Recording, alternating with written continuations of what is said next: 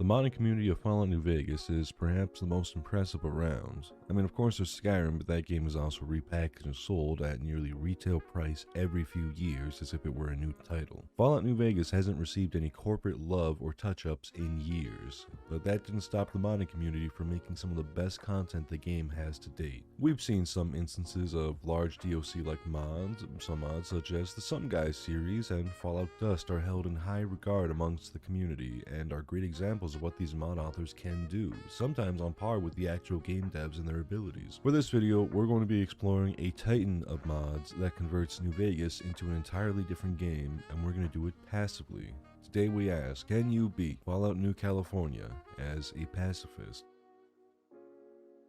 This mod acts as a prequel to Courier 6's adventures in the Mojave Desert, and as such, begins years before the events of Fallout New Vegas. We begin our all-American journey like any other, with a game of football and a broken leg. Not my leg, of course. I chose the path of the warrior because I ain't no pussy. Our first conversation is with Coach John Bragg, who can be best explained in the most reductive of ways. John Bragg is your uncle at the family barbecue who's had a few too many beers and is talking about the past glory of America.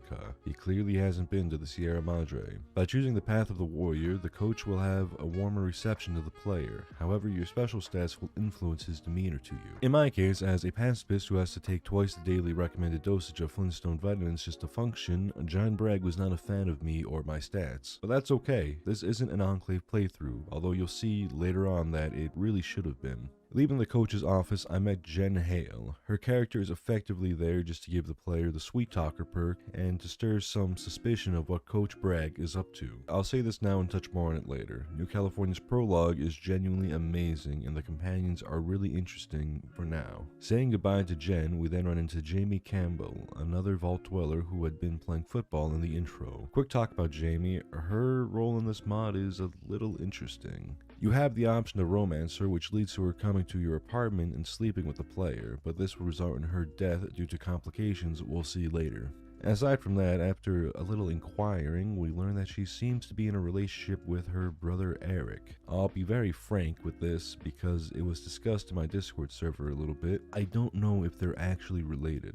I may not have read everything well enough. My interpretation was that they were from the same tribe and raised as siblings after being taken into the vault, but not actually blood related. I have no clue if that's true or not. I could be talking out my ass right now. But it's also worth mentioning, before the mod project came to an end, before its completion, this is an unfinished mod. The project is no longer being worked on. Jamie Campbell was intended to be entirely replaced by another character, Dakota Farron. This new companion would have been more willing to join the Enclave side of playthrough and actually be romanceable. So take this character with a grain of salt if you play through this, because the mod didn't get fully completed, unfortunately. It's a shame to see. I made my way to Vault Security and found my favorite piece of dialogue in possibly the entirety of Fallout, vanilla or modded. I'm here to get my gun, King. The head of Vault Security is Coach John Bragg's sister, Chevy Bragg, a true American name by the sound of it. The sequence is really phenomenal. The Fallout series loves to use speech checks as if they're waving candy in your face. You'll always take the bait, and this mod will punish you for it if you succeed on a check that just wasn't smart. Being overly perceptive will result in Chevy Bragg just straight up murdering you. I honestly love this feature. Down the hall is the Vault's infirmary. I spent some time chatting up Johnny Matheson. He is the Vault's designated psycho addict who will rage and fuck you up. He tends to come off as an asshole, but honestly just makes me think of a barbarian in Dungeons and Dragons. If you make amends with him, you can actually recruit him as a companion. I think he often gets missed from players because he seems so antagonistic. Kind of on the opposite end of Johnny, we then have Kira Mann. She's a Vault nerd who feels like her upbringing in the Vault was absolute torture, and to be honest, it kind of was. But I didn't go through all her dialogue options, so I can't tell you much about it. This is not a mod review, by the way. That will come at later. Her character starts off as pretty sweet, but later realize she is actually the worst. That's not a critique on the mod, by the way. It is genuinely impressive how unlikable she becomes, and honestly, she embodies a good portion of the Fallout community who ache for the post-apocalypse. There's also Ben Kurtz, who, like most of the other characters I mentioned, is a companion. You can think of Ben as the it girl because he's effectively the other main character aside from yourself. It's worth mentioning that this intro to the game is really something special. The prologue rewards you for role-playing. You can receive perks that act as permanent buffs ups to your special stats, which feels similar to Inspiration in D&D in a way. Like the mod author is awarding you for taking the time to actually play through the tutorial, so to say. There's a few tasks that we can get done in the vault, but I'm not going to touch on them. This mod's prologue is genuinely one that should be played to do it justice, as opposed to being slaughtered in my monotone speaking voice. I end the night by going to bed. Unbeknownst to the player character, the vault is about to be under siege. We get a very well-made cutscene showing John and Chevy Bragg are actually members of the Enclave, John Bragg being that of a colonel. His little football program was actually the start of some indoctrination, and he used his position as the coach to find vault dwellers he could mold for his own needs. We wake to our apartment in shambles after the bomb goes off. This is where Jamie or Eric Campbell would die due to sleeping with one or the other, and ultimately ruin the odds of having either as a companion, unless you pass a really high speech check, I believe. Walking out into the fallout, we search for Jen Hale and discover her in her family's apartment. She is the only survivor. We need to pass a skill check to convince her to shake her out of her shell-shocked state and get out of the vault with us. I especially need her since this is a pacifist run and I can't defend myself. Dashing out of the lower apartments, we then meet up with Eric, and a firefight ensues. He asks for us to check up on Jamie, and there we find her recovering from a hangover and panicked over the ongoing events. I left all the companions in that room and continued myself to find the overseer. I found some vault security that wasn't in bed with the Enclave and decided to help them hold their ground. I myself may be a pacifist, but that doesn't mean I can't be the instrument that promotes violence. Like a bad 80s action film, I began hacking the terminals to gain access to a turret and two protectrons, and we readied ourselves for the oncoming Enclave forces that be tunneling through the hallway. After killing John Bragg, I began dragging his body around, just for him to get back up again. Didn't realize he had the martyrdom perk from World at War. I spoke to the Overseer, whose perfectly reasonable reaction to this mayhem is to blow up the vault and shoot himself in the head. I may be a pacifist, but that doesn't mean I can talk people down from escalated situations. Moving on, I scrambled to collect my companions, Jen, Jamie, and Eric. I had the intentions of trying to save Johnny Matheson, who was locked up, but unfortunately Chevy Bragg was guarding this area along with some of the other Enclave members. Every time I tried to save Johnny, it resulted in Eric Campbell dying because he's the only companion that would take up arms to Jen being scared and Jamie being hungover. Remember, if I lose Eric as a companion, then there's a fair chance I'll also lose Jamie as a companion later on. Unfortunately, Johnny would blow up with the vault. I loaded an old save and moved on. Oh yeah, we also recruited Ben Kurtz, who evidently is a fucking psychopath. We booked it to the vault exit, and upon leaving, we were met by the Enclave in power armor, gunning down the denizens of the vault with a minigun. A fun little callback to the earlier installments of the Fallout series. On the outside, I was met by a raider, though their faction goes by the Survivalists. This Jonathan Noss fella is the right-hand man of the raiders who we'll meet later. The gang ran for safety, going into a safe house that we were instructed to by Dr. Rossman. Making our way there, Kira Mann had some choice words for Jen, who apparently, according to Kira, is like the worst person to ever live. Kira did end up joining our little motley crew, albeit she wasn't very enthusiastic. We made our way to the safe house, but arguing erupted.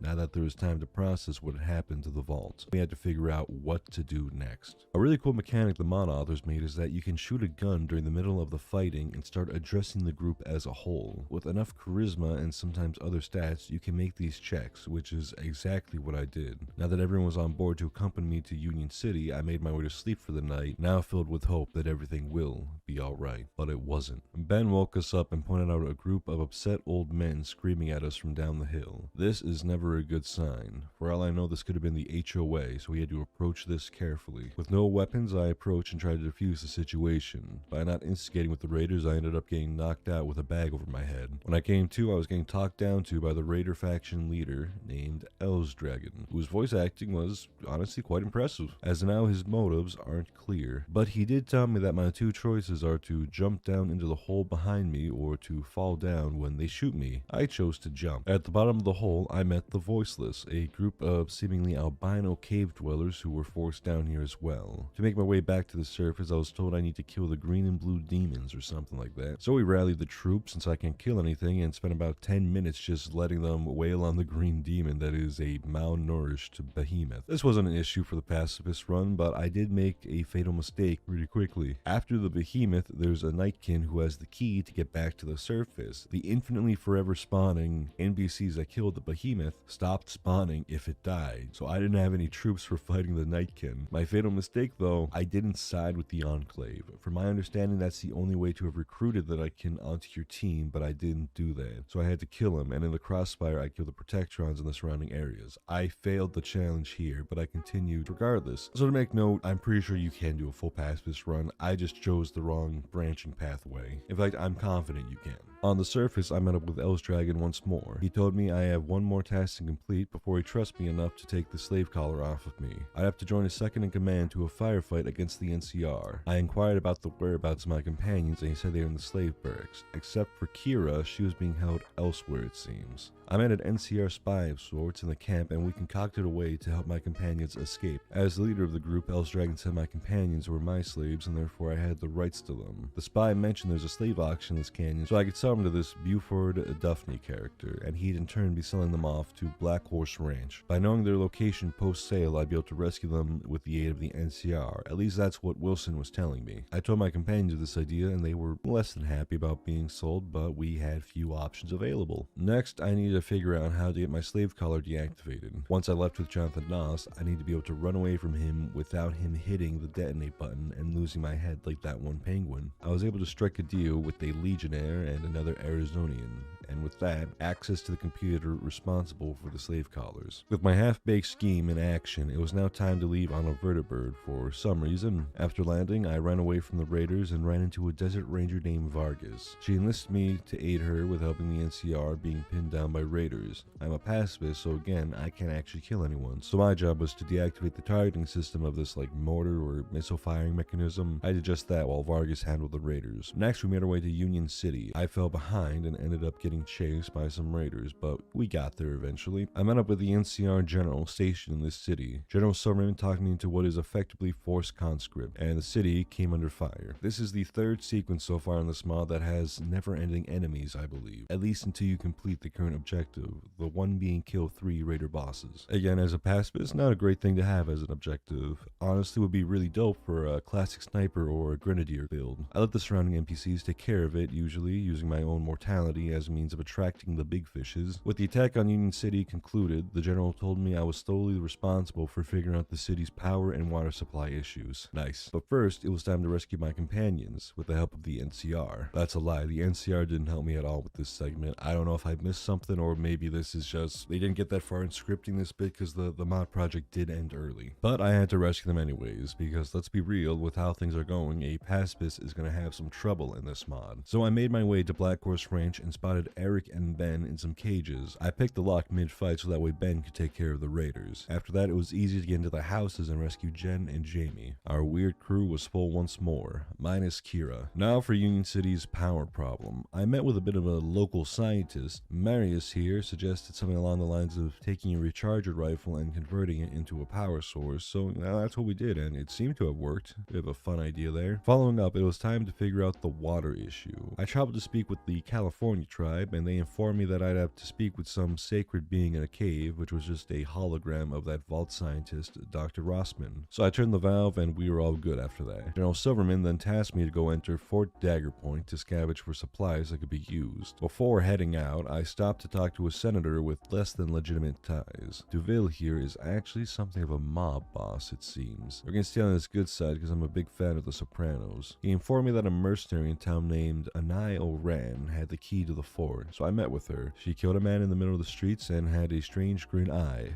I love that for her. At the fort, we had some Brahmins ready for the long haul back. Inside was filled with robots that were quickly dispatched of. There was a weapon cache full of mini nukes and a fat man. Another area was blocked off by debris, so conveniently Mr. NCR here decided I should move ahead by myself and my companions should help move the debris. Nice. Down the way, I ran into some super mutants. If you're a fan of Mitten Squad, you may remember this is where his playthrough ended. New California has several endings. I opted to continue the playthrough to the true end, let's call it. Vager, the gatekeeper, was telling me he knew me. I used a skill check to send a missile down on him. I'm gonna say this still counts as pacifism since luck in this mod is effectively weird things happening by chance, and according to my Pip-Boy, I didn't kill anyone. I ran as fast as my scrawny, low agility having legs could. Regrouping with the gang, we all shuffled out of there. Returning once more to General Silverman, I told him that super mutants are back in season. He then tasked me with handling the Raider Alliance during this mutant fiasco, but here's the catch. He said now is a good time to handle Ellis Dragon, but also it's illegal since he is a foreign head of state. All trust in Silverman that I had at this point was entirely diminished. I spoke to the dirty Senator Mafioso instead. I'm still going to take care of the Raiders first. The senator suggested I kidnap his daughter at Black Horse Ranch, since he apparently has her chip so he'd notice if she'd go missing. I'll be honest, this sequence was a little off-putting. I have no clue what the ages are of any of these characters, but even so, just the way Ellis Dragon's daughter is portrayed in kind of a infantilized way, albeit she's a drug addict, I get, but I don't know, felt weird. And using a mesmatron to render her even more, let's say, agreeable, feels very odd. I did not care for this segment. Pushing forward, we bring her back to a trailer park of sorts, and her father, the Raider, shows up in a vertibird. The Raider. He is a Raider. I convince him that it's his life or hers. He accepts, his daughter flies off, and he remains. I told him he was going to face justice from the NCR courts, and he planted a bomb. And he killed me. Honestly, that was pretty baller of him. You gotta respect it. We went through the motions again, and this time I ran away as soon as the dialogue was over. He died and I lived. Therefore, I won. On my way back to Silverman, I stopped by the senator and his mob friends. Seems the time has come to tie up some loose ends. I led my boys against the NCR general, and he soon fell. Senator DeVille told me it was time to attack Fort Dagger Point again and take care of the mutants. I hopped on a vertibird, which, everyone seems to have one at this point, and headed to the fort. But I remembered I forgot the purple-haired lady. Kira was still captured by the Raiders, so I hot-footed over to the Raiders base, got into a firefight once more with remnants of Ellis Dragon's forces, took Kira down from the crucifix, and regrouped back in Union City. Here I sold nearly everything I owned to deck out my companions in good gear. Then I went back to the fort. With NCR forces and my companions, I really wanted to use stim packs here and there to actually live. Nothing noteworthy really happened for most of this, just a lot of gunfire. I did end up getting trapped in a loop of dying via Fat Man because of a poor quick save decision. But other than that, we pressed through. The most important thing to mention in this playthrough, I actually only wanted a single item from this mod that I bring up to New Vegas, was this giant tank gun, or actually relatively small tank gun considered in the real life version, I believe. I dropped nearly everything I had and needed whiskey and buff out to actually move around for that strength buff. This item will be an eventual challenge because Jesus Christ, running around with this thing would be so goddamn funny. I finally met with the big bad of this dungeon, the Father, a giant mutant who was apparently a Nightkin at some point. Anyways, he fills in some of the lore points of this mod. Apparently our character, who will become Courier 6, is actually a clone of the Vault Dweller from Fallout 1. And not just a clone, but one of many clones, but we are the most successful clone, I guess. I'll be real, this wasn't such an enticing plot point. Like, cool idea, but I don't know. I'm not a fan of like the Chosen One protagonist type vibes, it just isn't my speed. I ended up charisma checking this man into oblivion. He joined up with me to take on the Enclave. Right, I forgot to mention that. Yeah, John and Chevy Bragg from the Vault are still alive and are effectively immortal. We are facing off against them. Anai Oran joined our forces as well. She informed me that the Bragg siblings are actually clones of her, not actual clones, more like, the thing where if you cut a worm in half, you technically have two worms? That's them. And I had her parts grow into Chevy and John, who were then captured and tortured by the Enclave until they broke mentally and became super soldiers. Now she wants me to kill them and put an end to this mutant story. Which, works for me. We pressed forward until Chevy fell from the sky. The crew took care of her post-haste, and then I confronted John Bragg. He double-tapped me almost instantly. I ended up making use of Turbo to try and find a better point for my pacifist ass. Then once he was unconscious, I took his gun and gave it to a companion. Chevy got up again, so we had to take care of her, but afterwards we wrapped things up, shoving them down the bottom of the rocket pit, and Anai Oran choosing to sacrifice herself to keep them there. I then launched the rocket into an Enclave base, and the jet fire from it apparently killed the mutant trio. Senator Duville got upset with me because he intended to use the rocket as a means of gripping the NCR by the balls, and as such he told me that I'd regret my decision to cross him. And with that, I did not beat Fallout New Vegas as a pacifist. Is it possible? I'm like 99% sure it is. I just messed up by not going Enclave, I think. To be honest, I think you can avoid the Raider section entirely, so yeah, you can do it. I'm just stupid. Anyways, I hope you enjoyed. As always, feel free to join the Discord and leave a suggestion of what challenge you want to see next. I'll catch you all next time.